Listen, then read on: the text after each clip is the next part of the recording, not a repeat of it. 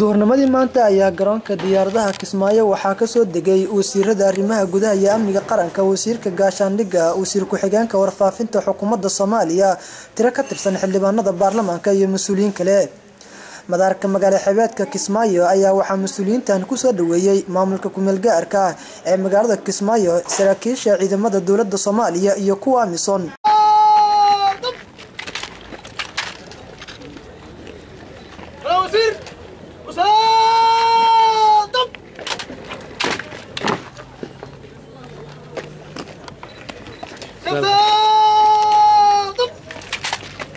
waxaana kulan gaaban gudaha madaarka ku wada qaatay wasiirada dawladda Soomaaliya iyo maamulka Kismaayo ka jira. intaas kadib ayaa waftiga waxaa loo soo galbiyay hotelkii laga dejin lahaa magaalada Kismaayo.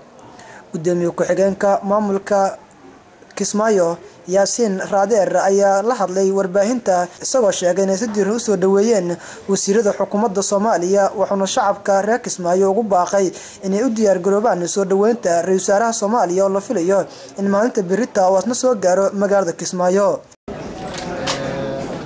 ku soo dhaweeyeen idinka arkayo hadda wax kala qoshaa inay leedahay ma qabo, marka waxaan diyaar u nahay berrina inaan soo dhaweyno dawladda Soomaaliya federaalka wafti ka imaanay hadii Ilaahay subhanahu wa ta'ala ogolaado.